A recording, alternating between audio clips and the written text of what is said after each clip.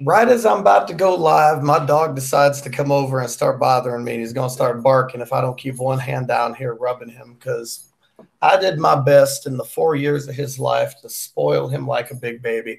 What's up, everybody? Welcome to the Blue Collar Crypto Show. My name is Joe, better known as Dr. Biteball. And I'm going to take a few seconds to let any audience from the Fish broadcast get over here and talk a little bit about something that has nothing to do with crypto, but I'm going to tie it in a little bit, which is if you guys were paying attention to Fish's broadcast, I asked him, if you could ask someone in America one political question about the situation in America, what would you ask? And he, with all the diplomacy that he could muster, is like, I'm going to not speak on that. And I was like, hey, I'm not going to judge you for having an opinion. Just put it out there, whatever. But the crux of it is this. Donald Trump is the most misunderstood figure if you're looking at it from the outside, because it's like, how the hell did America elect Donald Trump when for the last 8 years we've had someone like Obama as the president? So it was just this huge flip that kind of shocked everyone. And the media really hasn't got a handle on how to report on it. And there's a lot of confusion. And even in our country, it's just like a big divide. But the thing about Trump is he spoke the language of the people to his supporters. It was like, he was like, you had to like get the gist of it when he spoke. And that was, you either got what he was talking about sort of intuitively, or you didn't understand it at all, and he offends the hell out of you. And culturally, that doesn't translate at all. So, and then there was the issue where Hillary just sucked. And there was a pretty general consensus about that from Democrats and Republicans, that Hillary was just not very good for a lot of really decent reasons. And so now to sort of tie this into crypto and get the show going here is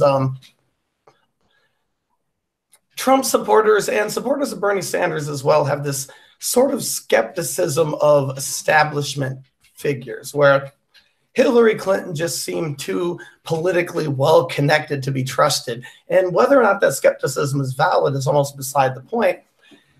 I think among blue collar people, there is this kind of resentment, and it's twofold. One, because we feel like for whatever reason, we don't get to live the comfortable lifestyle of the white collar people, but also because a lot of the white collar folk thumb their nose at us, assume that we're ignorant, assume that we're uneducated, and we're a little bitter about it. So if there's a reason to be skeptical or cynical, we're going to get that way. But to speak for blue collar folk from the American Midwest, we have a lot of horse sense, and we're good at catching bullshit. And there's a used car salesman for every a buyer at every opportunity. So or at every level, I should say. So in an effort to make this show run a little more smoothly and a little better, I have written a little, like, some paragraphs and some comments to kind of keep me on course with the subject matter. But I'm also going to just take one quick second here to take a look at the live chat and say hi to anyone who's been kind enough to give a shout out. So 1 second here. I don't know if you can hear my dog lapping up the water he's drinking, but he's ridiculous. Yo, I hate politics in general. Amen. Screw politics of all types. Crypto could facilitate global governance structure. Well, hell yeah, it could. That's going to take a minute, though. I mean, it's not sort of like the final end goal of crypto, right, is to get to that level. That's going to take decades. It's not going to happen on the next pump upward in the market that it's all of a sudden going to go from this sort of unknown financial anomaly to like taking over every fiat system. Not going to happen. Be patient. But anyway, to get back into what I was saying about the horse sense, Roger Ver, right? A personality, this guy, he did this. There was this cryptocurrency documentary about 4 years ago, and they were interviewing Roger Ver, and he became visually emotional to the point of almost tears, talking about the fact that we desperately needed like financial freedom and how fiat currency was messed up and the whole 9 yards, but becoming visibly emotional. And 4 years later, now he's pushing Bitcoin Cash, and doing it under the banner of some sort of idealism because it's the true Bitcoin, but effectively creating this completely unnecessary divide in the community. So once again, idealism is the enemy of practicality. And unfortunately, I'm seeing the same thing happen with Richard Hart. And this, I really hate this because I love the guy's videos. I thought his opinions were right to the point. They were concise. They were educational. And then he's gone from YouTube for a month and comes back with this. So anyway, to just, revert back to my little notes here, Richard Hart holds Bitcoin as an idealist on a moral high horse, at least on camera, right? He's full of shit. He's absolutely full of shit. In the video, in that interview that he had, he claimed that he still holds Bitcoin. Why in God's name, if you are an influential figure with as much clout as he has, are you going to come on there and effectively FUD the very thing you hold? And I also kind of liked his performance where he kind of seemed to get a little emotional, upset after he talked about all the money he lost. And I thought to myself, my blue-collar Midwest horse sense can spot a bullshitter. And I see it. You've been gone from YouTube for a month in this horrible bear market, you Bitcoin maximalists, as the price has just dropped out and the bottom has fallen out.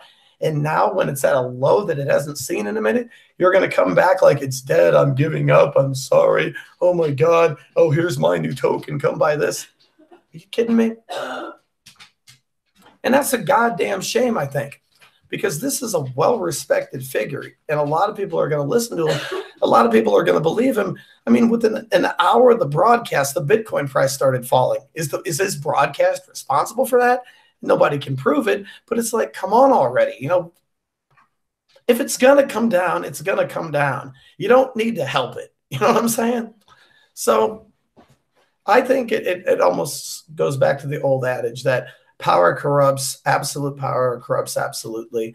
And I think that there's a very good chance that he is just fudding the shit out of Bitcoin so he can accumulate more of them and then dump on the market when it gets higher, right? So anyway, scrolling over here, I got to scroll down to read more of my notes to get this on course, right? So anyway, I want to talk about the sort of like the market conditions of Bitcoin as it from 2016 to the present day, and sort of compare it to what Richard Hart was saying about Bitcoin, because I think what he said in that interview was 80% right, but I think he misses the mark on some issues. So let's just get into it. In 2016, and I'm talking about like the beginning in January, because obviously it changed throughout the year, but fringe interest among nerds, right? I mean, roughly 1% of people knew about it in society, maybe 10% by the end of the year. And we're talking people who have ever heard of it. We're not talking about people who've bought it. So 1 to 10% by the end of the year. And all the other terms besides Bitcoin, nobody had ever heard of them, right? Market was driven by educated nerds and fringe speculators, mostly long holds. There wasn't a big surge of speculative buy-in. It was just sort of gradual throughout 2016. I mean, obviously the price came up a lot, but you didn't need a lot of capital to move it that much, so the conditions were different. Now, in 2017, cryptocurrency and blockchain and Bitcoin started to immerse as terminology. And as far as like society knowing what it was, maybe 10% in January, as much as 40% by the end of the year having heard of Bitcoin, obviously having not bought it. I think in his video, Richard Hart overstated the market immersion, and that he says, everyone who would have gotten into it has gotten into it, everyone and their grandma.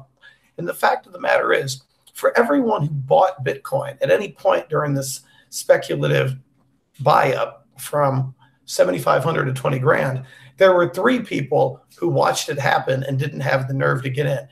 But they watched it happen, they learned about the technology, and they said, okay, the price is way too crazy, the risk is unacceptable, but the technology is good. These are the people that are going to come back into the market after all this cools down. Think about it. People are greedy, right? And even though it's going to carry risk, they're going to think, I've seen it before. I'll know I can get out. and let them get cocky, let them get overconfident, let them buy it back up, let it start the next bull rush. It'll be great. So 2017, early year market driven by educated nerds and open-minded risk-tolerant speculators. A little more dumb money got involved, okay? And that was sort of all the way up through its little sort of like Elliott wave retracements during the middle of 2017. Now, the pump.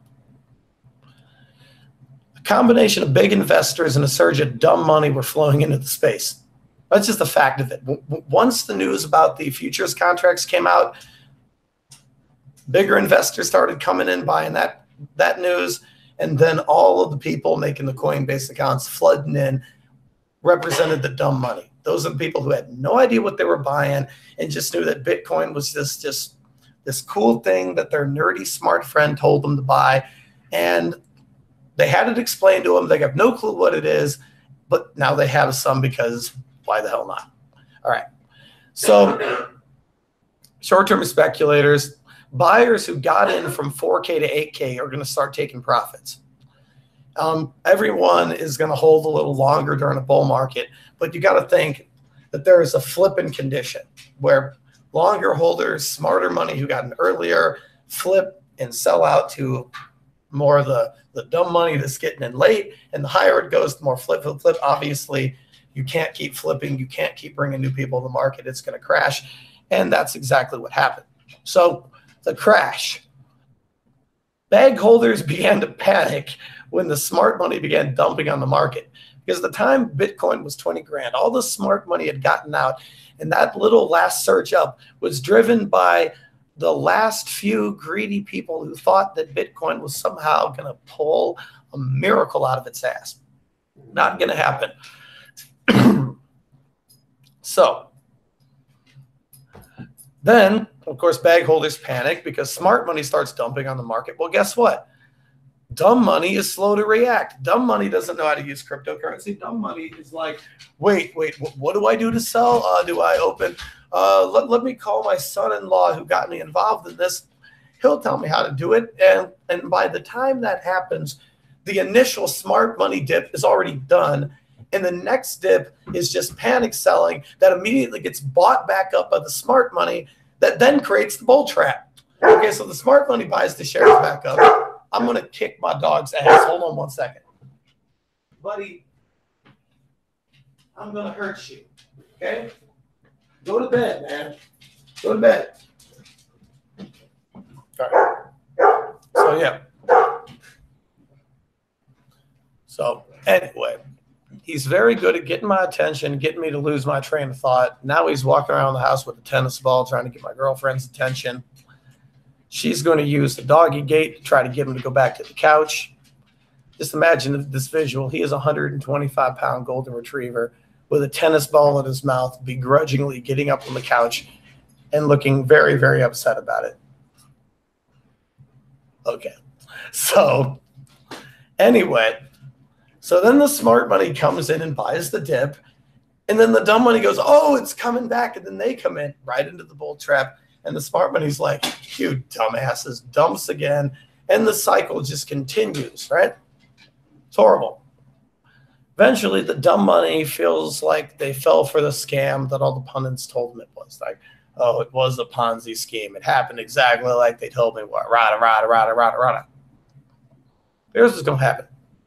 The bottom. Dumb money shakes out of the market. And smart money begins to dictate the conditions. Now, among smart money, you're still going to see that classic battle between bulls and bears, right? You're going to see the market start to stabilize, and you're going to see the accumulation phase. Now, the million-dollar question is, where the hell is that point? Is it at 7,500? Is it at 5,000? Is it at 3,000? God only knows, but I'll tell you, it's somewhere. And when it happens, the following things are going to happen. Development under the radar. While the public ignores crypto, it'll actually start demonstrating its utility. The developers are going to get involved. People are going to start doing meaningful stuff with it. And instead of it being this obscure, confusing thing, it'll have some meaningful utility. And that's really what it needs to have.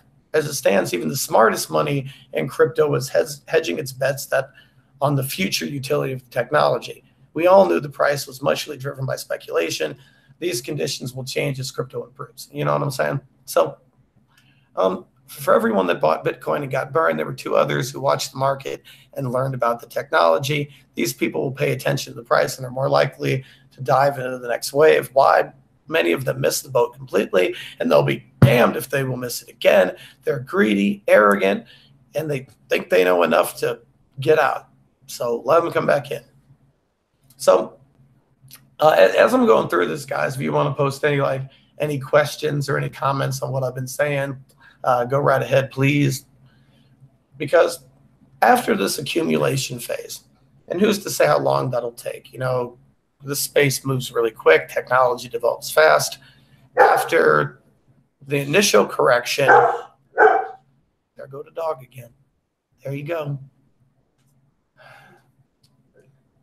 Buddy, do you want to be part of my show? So anyway, how long this accumulation phase is anyone's guess, right? It could be 6 months. It could be a year. Richard Hart says it'll be 2 years. I think he's taken that from the duration of the accumulation phase following the correction after the Mt. Gox fiasco. But I think those conditions were so much different that this is going to happen faster. I mean, this correction is actually faster. So the recovery and the distribution might be in a quicker timetable. But really, the length of the distribution and the level of the distribution phase is anyone's guess. Nobody knows right now.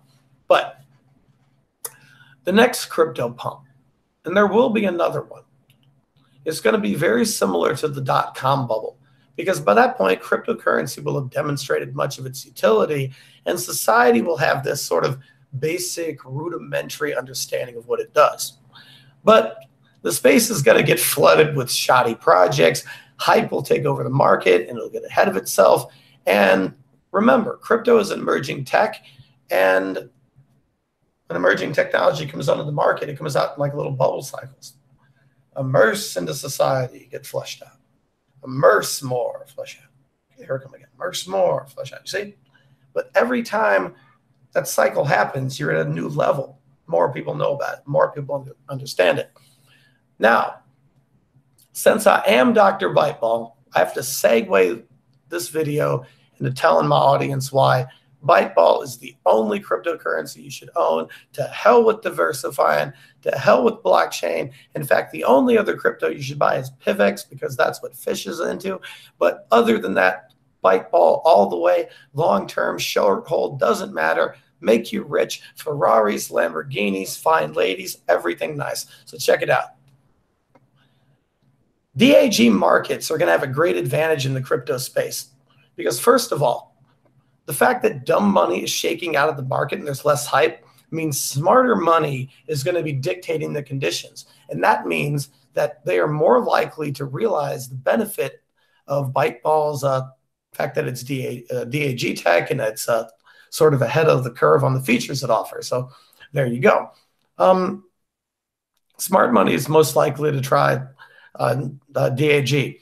Competition between crypto tech types and many projects drying up. So the point of that is many of these blockchain-related projects and ICOs, now that this huge bull market is temporarily over, are going to dry up. People are going to give up on them. And the new projects are more likely to be DAG-related because people are going to always looking for the new approach and the new solution. And you know, we don't even know if DAG is better than blockchain in the long term, although it appears to be. But you damn well got to bet that people are going to try to find out, right?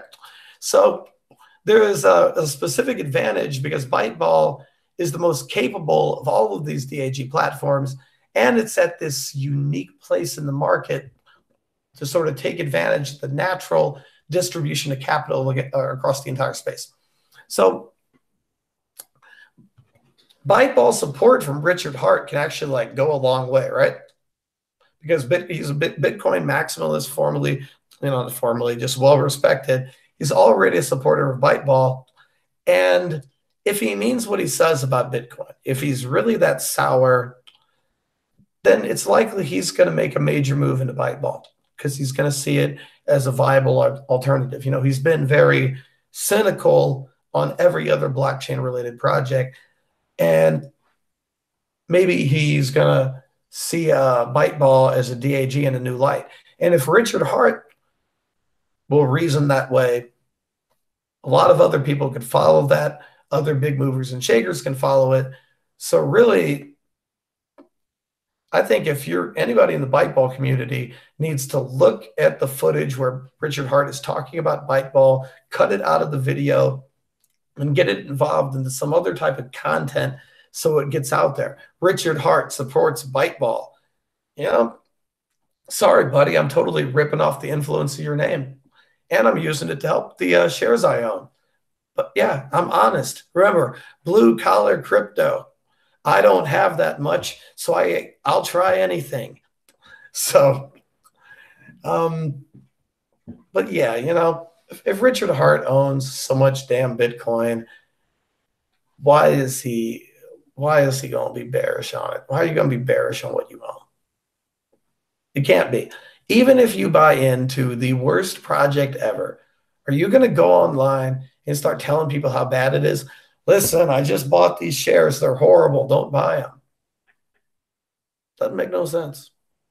I don't need to be an academic with 5 degrees from Harvard. Some things are simple. Some things are so simple that when made unnecessarily complicated, they seem incomprehensible. And that is the elaborate deception, right? That's how politicians fool you, is they take some shit that is really, really simple, explain it to you in lawyer talk, confuse the hell out of you, and make you think they're smarter than you because you can't understand their bullshit. It's really brilliant. Everybody does it. So anyway, given that I have a trusty live audience of 2 at this late hour, I am going to sign off here unless somebody in the comments wants to holler. I'll give you 30 seconds.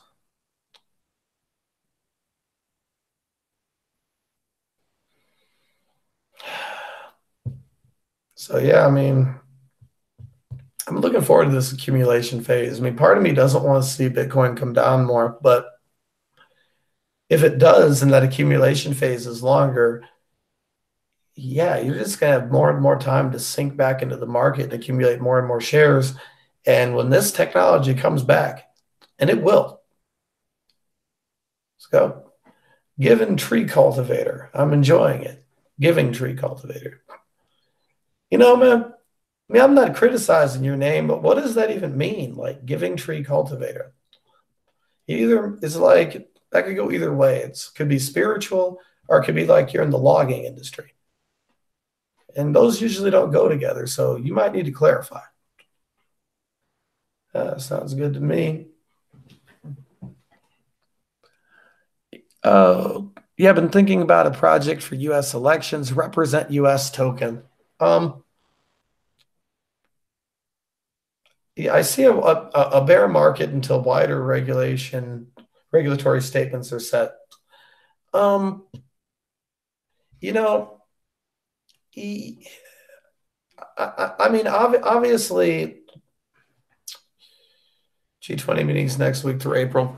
I mean, obviously, Richard Heart has said this too, but any sort of regulation gives crypto credibility, right? So if it's regulated, people are willing to get into it, and it takes some of that danger aspect. You know, when I was telling my friends about crypto, it was always, oh, is that illegal stuff that's on the dark web? And I'm like, the fact that it's the illegal stuff on the dark web demonstrates its utility and is one of the reasons why it's actually a good bet.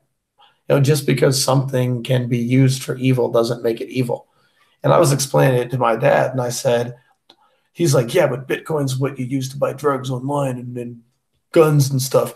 And I go, Dad, you use cash to buy those things too. Is cash evil? It's like, well, no. What else do you use Bitcoin for?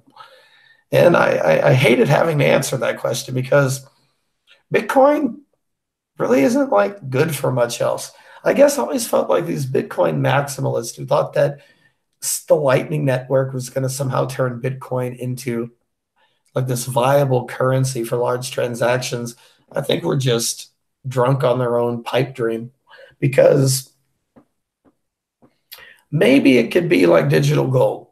I think that's the most viable argument for Bitcoin, because if you're buying shares of digital gold, you really don't care about how long they take, to transfer from one place to another. I mean, when you buy gold stock, you don't care how quick they go, and it's secure, it's online, it's not going nowhere. So, I mean, if cryptocurrency as an entire space could have enough utility and use in society, that there's a stable enough demand that you could sort of use it as like a store of value, like a stable store of value, then maybe Bitcoin could be the digital gold of that space.